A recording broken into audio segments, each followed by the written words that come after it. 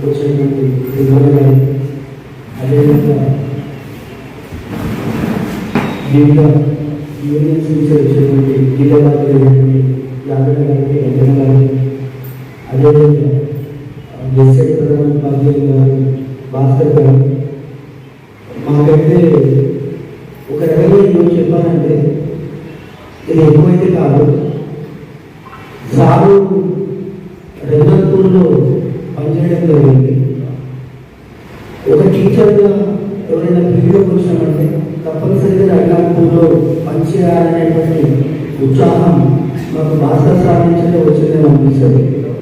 ఇప్పటికి కూడా దాదాపుగా రంగపూర్లో ప్రతి పిల్లవాళ్ళు కావచ్చు, పెద్దవాళ్ళు కావచ్చు, సార్ నాకు తెలిసి దాదాపుగా పెట్టాలి కాబట్టి అక్కడ పనిచేయాలనేటువంటి కోరిక అంటే ఒకరిని చూసి ఇంకొకరు ఒక అభివృద్ధి చేసేటప్పుడు మాకు భాస్కర్ సార్ ఆలోచన అనుకుంటున్నాను. అంటే అదే కావాలి. నేను 96 ఇయర్స్ ఈ బేసిక్ వచ్చింది అందులో మాకు మరి ఎమ్మెల్సీ కన్సల్టెంట్ గారు కావచ్చు, బంగారు గారు కావచ్చు, మా ప్రోగ్రామ్ చూసిన తర్వాత సార్ మీ పిల్లలు ఏం కావాలని చెప్పండి, మేము ప్రయత్నం చేస్తాం అని చెప్పి లాస్ట్ ఇయర్ నుంచి కొన్ని అడ్మిషన్ సుమారుగా ఒక 24 అడ్మిషన్ వాళ్ళు ప్రయత్నం చేసి పెట్టాలని మా ప్రోగ్రామ్ చూసి ఇంకా మధ్యకాలంలో ప్రైవేట్ పోయే పిల్లలతో మా పిల్లల్ని అక్కడ ఇద్దరు అపోజిట్ పెట్టి మీ పిల్లలు మా పిల్లలు మా పిల్లలు నెక్స్ట్ ఈ పిల్లలు మీ పిల్లలు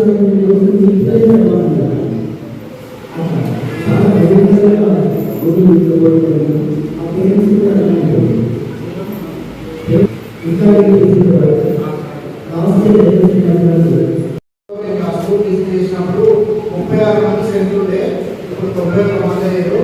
ఇంకా 100 మంది రీచ్ అయ్యే ప్రయత్నంలో వాళ్ళ సారు చాలా కృషి చేసి చాలా దేశంలో పొద్దుగా 7 గంటల నుంచి సాయంత్రం 5 గంటల కిలోమీటర్ ఉన్నామని వాళ్ళ సర్పంచులు మాట్లాడి ఆటో పెట్టించారు. అప్పటికి ఇప్పటికి కార్పొరేట్ స్థాయిలో ఆ స్కూల్ తీసుకురావడం వల్ల సార్ కృషి చాలా ఉన్నది. సార్ గారికి మరోసారి ప్రత్యేక ధన్యవాదాలు తెలియజేస్తూ బీపీఎఫ్ రాష్ట్ర నాయకులు ఎస్ భాస్కర్ సార్ గారిని మాట్లాడవలసింది. జిల్లా స్థాయి ప్రాముఖ్య సమావేశానికి ఏర్పాటు చేసిన ప్రాముఖ్య సమావేశానికి ముఖ్య అతిథులుగా వచ్చినటువంటి తెలంగాణ కాంగ్రెస్ వ్యవస్థాపకులు, ఆర్పీలు, సామాజిక ఉద్యమకారులు, తెలంగాణ ఉద్యమకారులు అన్న సంగంరెడ్డి గురురాజు గారికి, అదేవిధంగా వివిధ ఉపన్యాసక పార్టీలు యూటీఎఫ్ జిల్లా ప్రధాన సెక్రటరీ, యూటీఎఫ్ జిల్లా అధ్యక్షుడు రాజేశ్వర గారికి, ఇందులో పాల్గొన్నటువంటి వివిధ సామాజిక వేత్తలు, ప్రభుత్వ పాఠశాలను కాపాడుకుందామని ఆలోచనలో వచ్చినటువంటి మిత్రులందరూ నమస్కారం తెలియజేస్తూ, నా పేరు భాస్కర్. నేను ప్రస్తుతం కొల్గొండ హై స్కూల్ హెడ్ మాస్టర్గా పనిచేస్తా ఉన్నాను. కొల్గొండ ఎంఈఓ కూడా కొల్గొండ అదే స్కూల్ స్టూడెంట్ ఉండే అక్కడే మాస్టర్. ఈటీఎఫ్ రాష్ట్ర బాధ్యత 80 నుండి విద్యార్థి సంఘంలో వామపక్ష విద్యార్థి సంఘంలో క్రియాశీలకంగా పనిచేస్తున్నటువంటి వ్యక్తి. మొదట అన్నకు నేను ప్రత్యేకమైన ఉద్యోగం తెలియాలి. తన కార్యక్రమాలను నేను మ్యాక్సిమంగా 100% అన్నది కానీ 100% ఫాలో అవుతున్నాను. యూట్యూబ్ ఎక్కడ ఎలాంటి సార్తో ఫాలో అవుతున్నాను. పాసంగా చేస్తారు. తర్వాత అందరూ కూడా నిరంతరము కలిసి పనిచేస్తున్నాను. 2వ దశ తెలంగాణ ఉద్యమంలో 97లో ఇక్కడ ఉన్నప్పుడు ఫెడరేషన్ కార్యకర్తగా క్రియాశీలకంగా పనిచేసిన దెబ్బతిన్న అరెస్టైన ఇవన్నీ ఉన్నాయి. అప్పటి నుండి ఒక టీటీఎఫ్గా తెలంగాణ అక్షంగా ఎందుకంటే ఇది సందర్భం కాబట్టి ఆయన కూడా తెలవాలి. ప్రభుత్వం ఏర్పాటు చేస్తే అప్పుడు వస్తారు. కానీ ఇక్కడ మనకు 2 రకాల 3 రకాల ఏర్పాటు చేసి ఒక దగ్గర బిర్యానీ పెట్టి ఒక పప్పు అన్న పెడితే బిర్యానీకే పోతుంది. మనకు ప్రభుత్వ పాఠశాలలు కార్పొరేట్ పాఠశాలలు అందరిలో ప్రభుత్వం ఖచ్చితంగా ఏజెండాలు ఏం పెట్టుకున్నాము, మేనిఫెస్టోలో ఏం పెట్టుకున్నాము, ఉచిత విద్య అందిస్తానటువంటి ఈ మేనిఫెస్టోలో పెట్టుకొని నిధులు కేటాయించకుండా 15% నిధులు కేటాయిస్తానటువంటి ప్రభుత్వాలు 8.5 నిధులు మాత్రమే కేటాయిస్తున్నారు. ఎక్కడ సరిపోతుంది? కాబట్టి మౌలిక వసతులు కల్పించాలి. అంటే ఆ విలేజ్లో స్కూల్ పోయి పాఠశాలను పోయేటువంటి పిల్లలు అందరూ ఉన్నప్పుడు ఖచ్చితంగా మన పాఠశాలకు రావాల్సిన అవసరం ఉంది. అది మౌలిక వసతులు. కాబట్టి ఖచ్చితంగా విద్య అనేది ప్రభుత్వాలే అందించవలసినటువంటి అవసరం.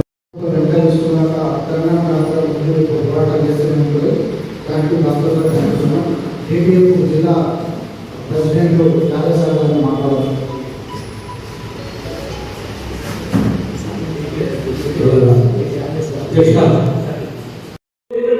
మనమంతా కూడా బల్లోకి వెళ్ళినటువంటి సందర్భంలో ఒక అందరూ కూడా ఐక్యమత్యంగా ఒకే పాఠశాలలో ఒకే తరగతి గదిలో ఎలాంటి తారతమ్యాలు లేకుండా కలిసి చదువుకొని సరే అందరం ఉద్యోగాలు సంపే చెప్పుకోవచ్చు, కానీ జ్ఞానానికి సంపాదించాలి కదా. మరి ఈ జ్ఞానాన్ని మన రానున్న తరానికి ఏ విధంగా అందించాలి? దాన్ని కూడా మన భుజాలు వేసుకోవాలి కదా. మిత్రులు వెంకటేశ్వర గారు చెప్పారు. అక్కడ ఒక శ్రీనివాస్ గారు ఒక్కరు ఆలోచన చేసే కాదు కదా. శ్రీనివాస్ గారికి వచ్చే ఆలోచన వచ్చారు. నిజానికి కూడా ఆ పక్క కొన్ని బడిలో నేను కూడా పనిచేస్తున్నాను. ఆయన ఒకసారి బోనంపేటకు వచ్చాడు. బోనంపేటకు వస్తే నేను కూర్చొని ఉన్నాను, ఆయన నిలబడి ఉన్నాడు. సార్ ఏం సార్ ఇక్కడ కుర్చీలు లేవా అన్నాడు. లేదంటే ఈ స్కూల్కి కుర్చీలు లేవు. ఎట్లా అంటే తెల్లవారి వచ్చేసి మా పాఠశాలకు జడ్పీహెచ్ఎస్ మేడుపల్లి బొమ్మలో పనిచేస్తాను. అక్కడికి 20 కుర్చీలు పెట్టారు, పిల్లల్ని తీసుకొచ్చారు. అటువంటి దాతృత్వం ఉంటారు, కానీ అది ఒకటే కాదు కదా. ప్రభుత్వ పాఠశాలని బలోపేతం చేసుకుందాం. ప్రభుత్వ పాఠశాలని వ్యతిరేకించినటువంటి మంచి సదుద్దేశంతో రౌండ్ టేబుల్ సమావేశాన్ని ఏర్పాటు చేసినటువంటి ప్రజా ఉద్యమ నౌకవచ్చు. మేము ప్రతిసారి నేను కూడా సుమారు 30 ఏళ్ళుగా ఉద్యమాల్లో కనిపిస్తా ఉన్నాం. వారిని కార్యక్రమం తీసుకొని అనేక ప్రజా సంఘాలు ఉన్నాయి, అనేక పార్టీలు ఉన్నాయి, అనేక ఎన్జిఓస్ కూడా ఉన్నాయి. ఇప్పుడు ఈ కాలం తెలిసిందంటే ఒకటి సిపిఎం పార్టీ వాళ్ళు పాఠశాలలో పోయి మౌలిక వసతులు ఉన్నాయా లేకపోతే సర్వే చేసి ఎంపీఓలకు ఒక మెమోరీ వచ్చే కార్యక్రమం తీసుకుంటారు. 10 కిలోలు 2 కిలోలు ఉంటే సన్మానం. బహిరంగంతో కార్యక్రమం పెట్టి బడివాడ లేకపోతే మనబడి ప్రభుత్వ పాఠశాలని కాపాడుకుంటాం అని తీసుకున్నటువంటి ఇటువంటి సంస్థ కానీ వ్యవస్థ కానీ లేదు. కాబట్టి తెలంగాణ రాష్ట్ర ఐక్యమత్య ఫెడరేషన్ టీఎస్యూగా పృథ్వీరాజ్ గారికి ఈ సంస్థకి ప్రత్యేకమైన ఉద్యమాలు తెలియజేస్తాం. రెండో అంశం కూడా ఏంటంటే రాష్ట్ర ప్రభుత్వం గుడి వ్యవహరిస్తుందంటే మీ దగ్గర పిల్లలు లేరు కాబట్టి మీ పాఠశాలలో మేము కృషి చేస్తున్నాం. దానికి ఇంకొక విషయం కూడా మనం గమనించాలి. ఎందుకంటే మీరు టీచర్లు మేము 5 రోజులు బయట నుంచి మీకు చాలా మంది వచ్చు. చాలా సంతోషకరమైన విషయం. ఎందుకంటే గవర్నమెంట్ పాఠశాలలో పిల్లలు లేరు అంటే దానికి కారణం టీచర్లు చేస్తుంది. రాష్ట్ర ప్రభుత్వం చేసే ఎత్తుగడ ఏంటంటే ఆ పిల్లలు లేరంటే టీచర్లు మీరు కారణం చేస్తారు. కానీ ఒక వ్యవస్థలో ఒక కంపెనీలో పనిచేసినటువంటి ఫ్యాక్టరీ ఇలాగ మూతపడ్డది, లాస్ వస్తే దానికి బాధ్యతలు పనిచేసే లేబర్ అయితే యజమాని బాధ్యత. మరి యజమాని రాష్ట్ర ప్రభుత్వం బాధ్యత చేసి టీచర్ బాధ్యత చేసే కానీ ఇట్లాంటి ఒక ఆలోచన విధానం జరుగుతున్న పరిస్థితి ఉంది. ఒక 10 గొప్ప ప్రోగ్రాం ఏర్పాటు చేసినటువంటి అందరి ఓన్లీ యాదవ్ జిల్లాలోని ఈ కార్యక్రమానికి ముఖ్యంగా చేసినటువంటి ప్రజా ఉద్యమ నాయకుడు, తెలంగాణ ఉద్యమ నాయకుడు, పేదల మనిషి, పేదల గురించి నిరంతరం కొట్టాడేటువంటి వ్యక్తి అన్న పృథ్వీరాజ్ గారికి ప్రత్యేకమైన ధన్యవాదాలు తెలియజేస్తూ ఉన్నాం. ఇప్పుడు ఇక్కడ వచ్చినటువంటి ఉద్యోగ సంఘ నాయకులకు, అదేవిధంగా యువకులకు వచ్చినటువంటి మహిళా సోదరులకు ప్రతి ఒక్కరికి పేరున ధన్యవాదాలు తెలియజేస్తా ఉన్నాం. ముఖ్యంగా మన ఊరి మనబడి అనేది కార్యక్రమం గొప్ప విషయం. మనకు ఎంత దుర్భాగ్యమైనటువంటి విషయం అంటే రాష్ట్ర ప్రభుత్వాలు ఏ ప్రభుత్వం వచ్చినా కూడా వాళ్ళ కార్పొరేట్ వ్యవస్థ ఎవరైతే వాళ్ళు కాపాడుకున్నటువంటి ముఖ్యంగా వాళ్ళని వాళ్ళు కాపాడుకుంటూ కాబట్టి మరి ప్రజలను పట్టించినటువంటి ప్రభుత్వాలు ఏవి కూడా ముందుకు రావట్లేదు. ఏ ప్రభుత్వం వచ్చినా మాట చెప్తా ఉన్నారు. మరి ఇక్కడ ప్రజల్ని పట్టించుకునేటువంటి పాపం లేదు కాబట్టి మరి ఈరోజు మరి అన్న ప్రతి ప్రభుత్వ వ్యతిరేక ఎక్కడ జరిగినా కూడా మరి అన్న ప్రభుత్వాన్ని మరి ఎక్కువగా నిలబెడతా ఉన్నాడు. మనం అందరూ చూస్తా ఉన్నాము. ముఖ్యంగా విద్యా వ్యవస్థ అనేది గ్రామాల్లో చాలా ఘోరమైన పరిస్థితి ఉన్నది. మేము 2012లో సర్పంచ్ అయినాం. ఓన్లీ మన దుఃఖపురం గ్రామం. మరి అక్కడ మేము అంగన్వాడీ స్కూల్ ఎందుకు అర్థమవుతారు పెట్టిరు మంచిగా పెట్టిరు. కానీ ఎల్కేజీ యూకేజీ పిల్లల్ని అన్నీ చేపిస్తున్నారా 3 సంవత్సరాల తర్వాత వాళ్ళు చేపిస్తున్నారా ఒక టీచర్ని ఎట్లా పెట్టి మరి వాళ్ళు చదివిస్తే ఒక్కొక్కరు ఎల్కేజీ యూకేజీ విద్యార్థులకు మినిమం 30 నుంచి 40 ఖర్చు.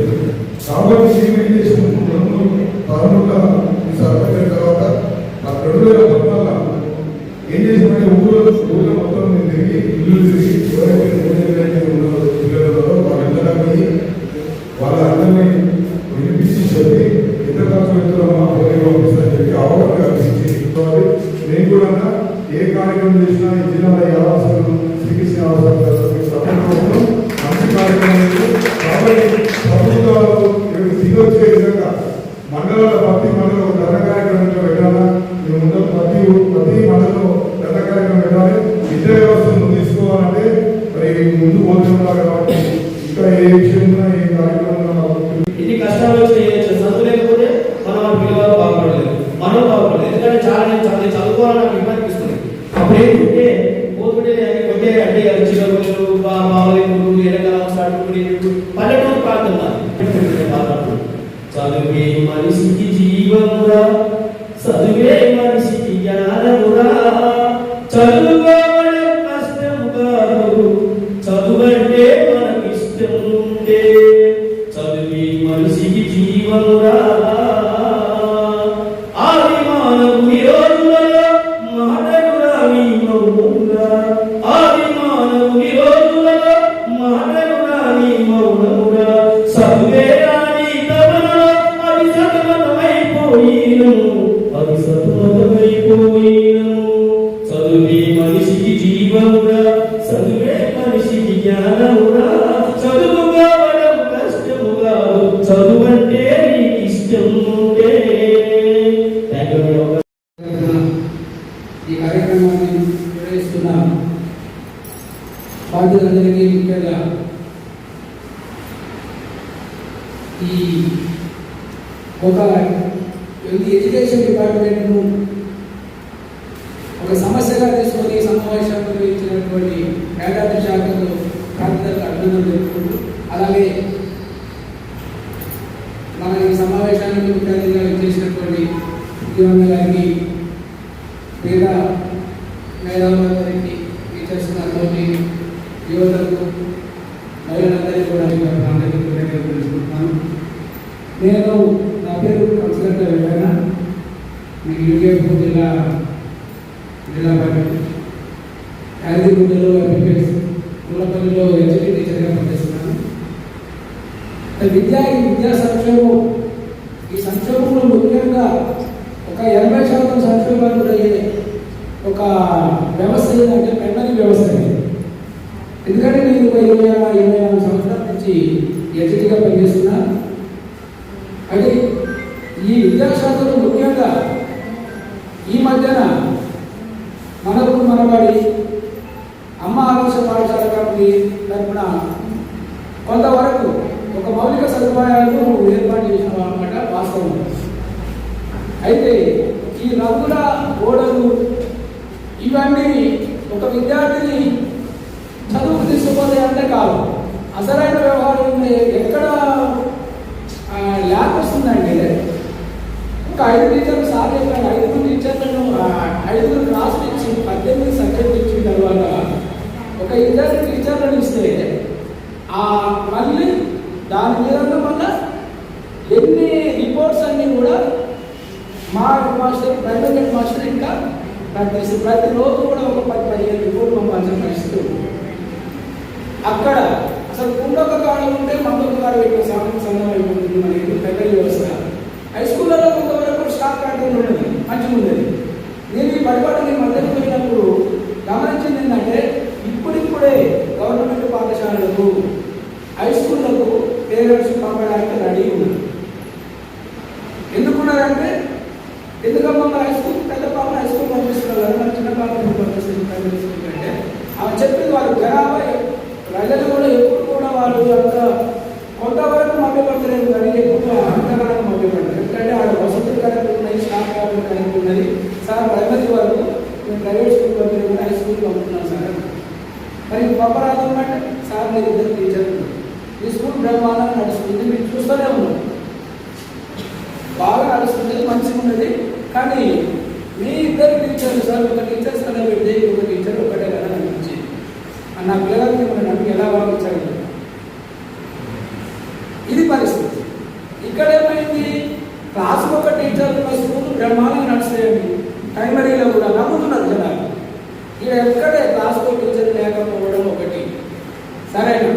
ఇంకేంటంటే నా 2 పిల్లలు కూడా గవర్నమెంట్ స్కూల్నే నా స్కూల్లో చదివించుకుంటున్నాను.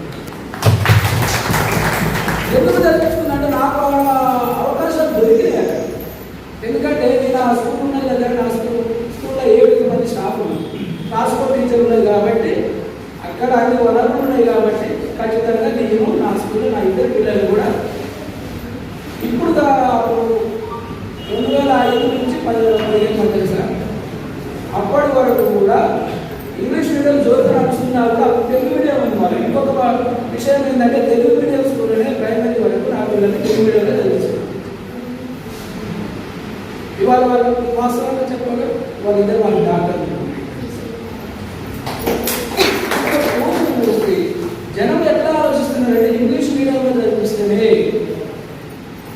వెళ్తారండి. అది కొంతవరకు ప్రైమరీ వరకు తెలుగు మీడియం అయినా తెలుగు మీడియంలో బెటర్. ఎందుకంటే వాడికి చదవంటే ఇంగ్లీష్ కావాలంటే వాడు మాతృభాషలో రావాల్సిందే తప్ప పెద్ద పెద్ద దేశాలందు ఆర్థికంగా. నేను ఈ మీటింగ్లో నాకు ఇప్పుడే పెట్టలేదు. ముఖ్యమంత్రి 4,000 పడవ మీటింగ్ మీద 23,000 పడవలు పనిచేస్తా అనగానే ఈ ప్రోగ్రామ్ పెట్టింది కాదు. ఇది ఇప్పటి నుంచో విద్య మీద గవర్నమెంట్ స్కూల్ గవర్నమెంట్ స్కూల్లో విద్యా వ్యవస్థ ఎట్లా ఉన్నది, చదువు ఎట్లున్నది, ఏం సంగతి అని నేను విద్యార్థి దశలో ఉన్నప్పటి నుండి ఇది నడుస్తూనే ఉంది, కొనసాగుతున్నది. కానీ ఇదే అంశమే ప్రధానమైన అంశము అని అనుకొని దీని మీదే ఉద్యమాలు చేయలేదు. కాకపోతే తెలంగాణ మొత్తం అనుకొని కంప్లీట్ తెలంగాణ వస్తే ఈ విద్యా వ్యవస్థ కూడా మారుతుందనే ఆలోచనతోటి చేసినటువంటి పని 96లో ఊగే ఎత్తే ఇది పోయిన కాలంలో చెప్తుంటారు. 96లో తెలంగాణలో బడులే లేవు, ఉన్న బడులకు భవంతు లేదు, వానకాలము ఎండాకాలము వారం రోజులు సెలవు తినాలి.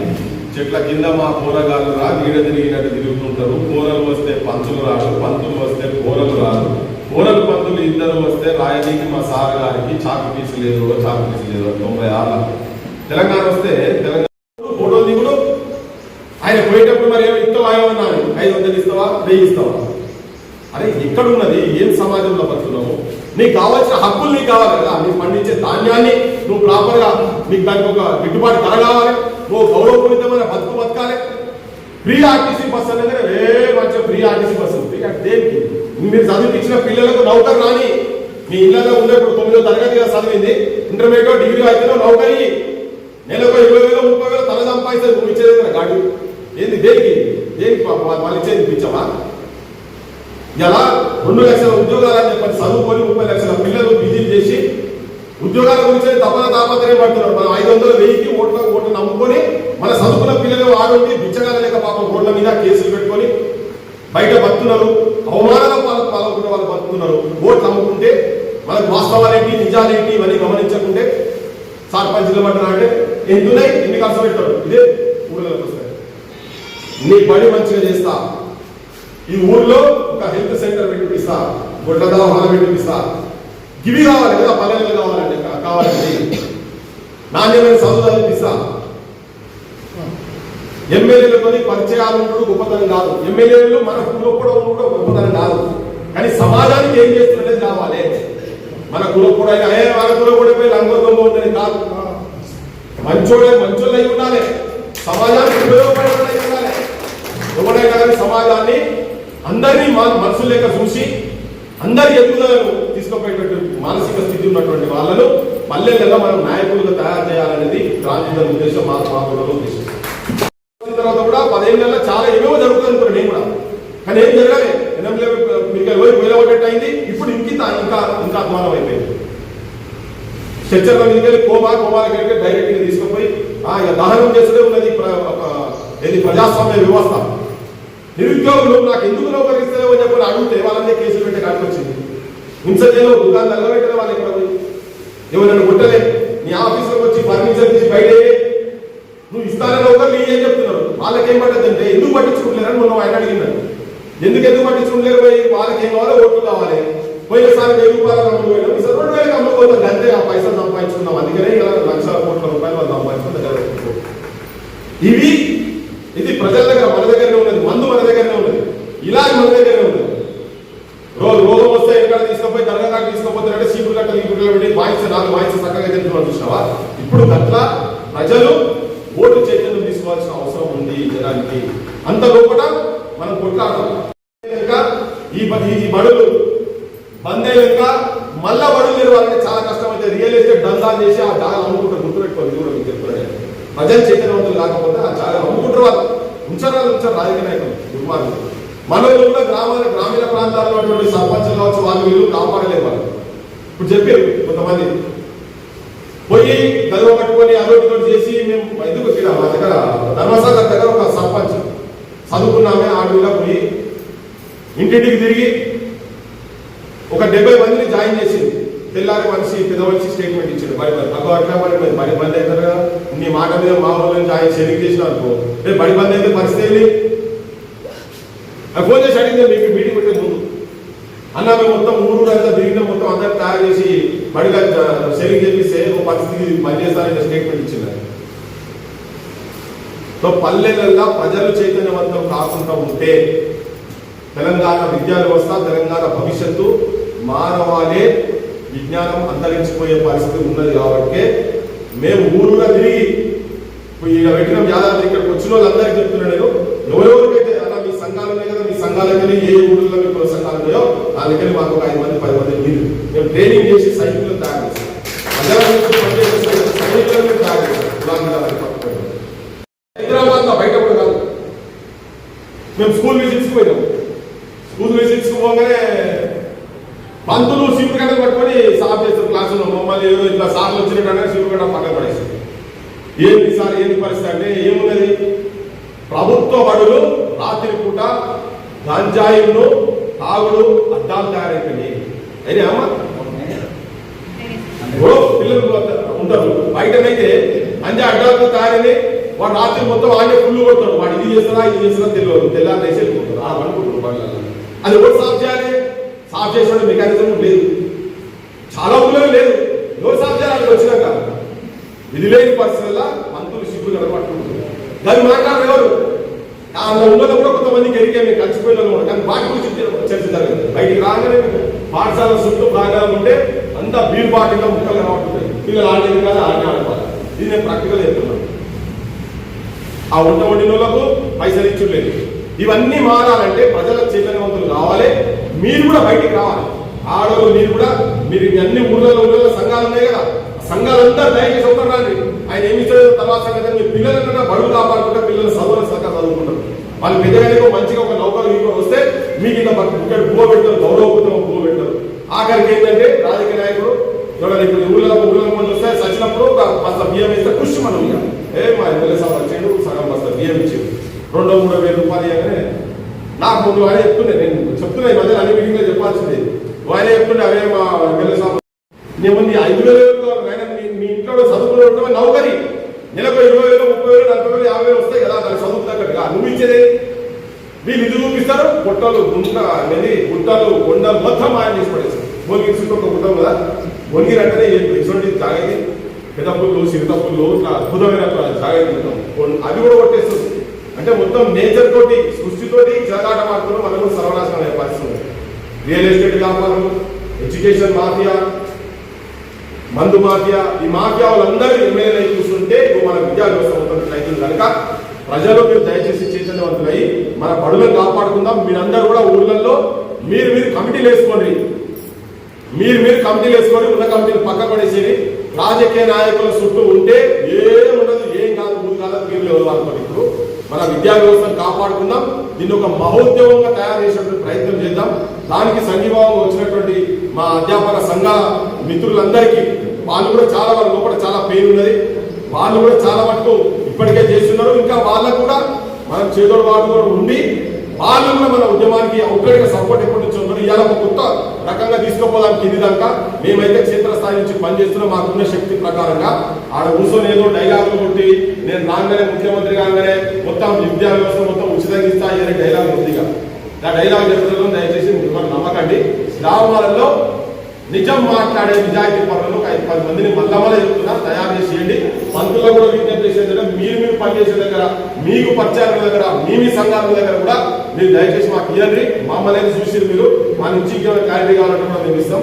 వీటన్నిటి పట్టుకొని విభిన్న అంశాల మీద పోరాటం చేసే ప్రయత్నం చేద్దాం. మహిళలు ముందర ఉండాలని చెప్పి మీ అందరికీ విజ్ఞప్తి చేస్తున్నాను. ఎందుకంటే